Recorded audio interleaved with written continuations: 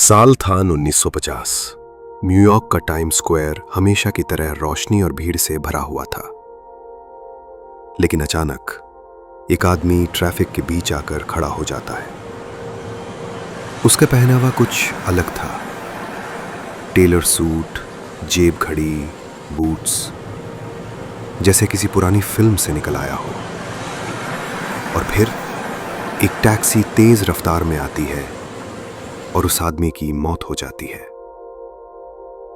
जब पुलिस ने उसकी बॉडी की तलाशी ली तो उसके जेब से निकली चीजें आज की नहीं थी, बल्कि 1870 की थी। कौन था वो आदमी? क्या वो सच में 100 साल पीछे से आया था, या ये सिर्फ एक कोरी कहानी है जिसे हमें अफवाह मानकर बुला दिया? यह घटना 1950 के सितंबर महीने की है। टाइम स्क्वायर पर लोग रोज की तरह चल रहे थे।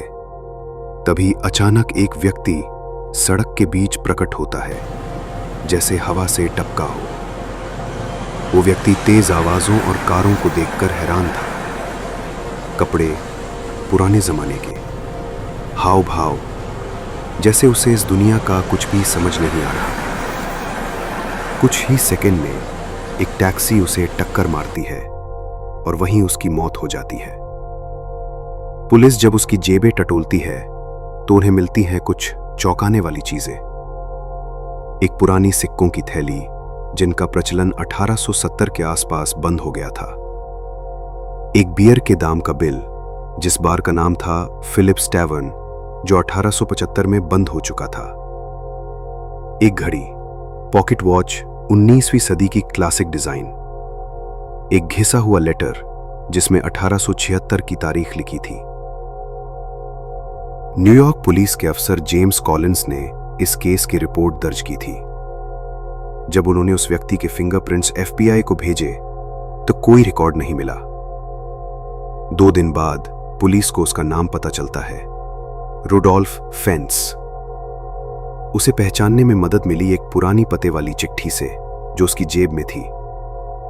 पुलिस ने 1950 के टेलीफोन डायरेक्टरी में उस नाम को ढूंढा, पर कोई रुडोल्फ फेंस जिंदा नहीं था।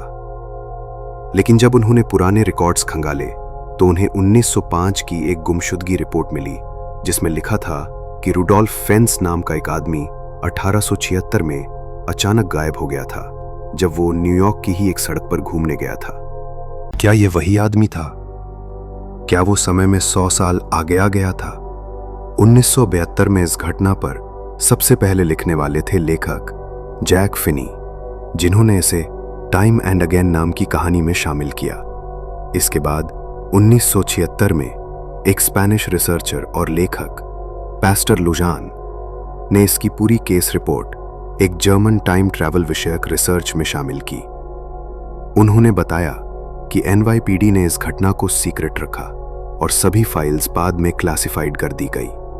न्यूयॉर्क टाइम्स ने कभी इस पर रिपोर्ट नहीं की, लेकिन कई अप्रमाणित न्यूज लेख, रेडियो इंटरव्यूज और अनऑफिशियल पुलिस रिकॉर्ड्स अब भी इंटरनेट पर तैरते हैं। अब सवाल ये उठता है, क्या ये सिर्फ एक अफवाह है जिसे अर्बन लेजेंड बना दिया गया, या NYPD ने सच में एक टाइम ट्रैवलर को पाया था और उसे छिपा लिया गया?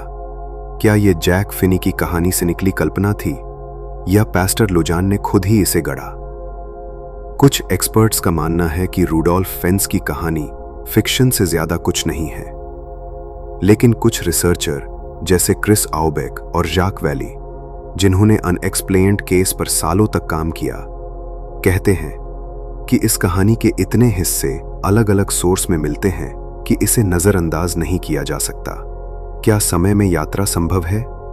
आइंस्टाइन के थ्योरी ऑफ रिलेटिविटी के अनुसार समय की रफ्तार हर व्यक्ति के लिए एक जैसी नहीं होती। अगर कोई प्रकाश की गति के करीब चले तो उसका समय धीमा पड़ जाता है, जिसे टाइम डायलेशन कहते हैं। स्टीफन हॉकिंग जैसे वैज्ञानिक कहते हैं कि टाइम ट्रैवल थियोरेटिकली पॉसिबल है, लेकिन प्रैक्टिकल नहीं। लेकिन अगर रुडोल्फ फेंस सच था तो क्या वो कोई वर्म होल, डायमेंशनल ग्लिच या कोई एक्सपेरिमेंट का हिस्सा था? एक आदमी जो 1866 में गायब हुआ और 1950 में मारा गया, पर किसी को नहीं पता वो इतने सालों तक कहां था? वो सिर्फ एक कहानी थी या एक सच्चाई जिसे हमने समझने की कोशिश ही नहीं की? आपका क्या मानना है? क्या टाइम ट्रैवल मुमकिन है? क्या सरकारें हमसे कुछ छुपा रही हैं? कमेंट में लिखें, और अगर ऐसी और रहस्यमयी कहानियां सुनना चाहते हैं तो चैनल को सब्सक्राइब जरूर करें।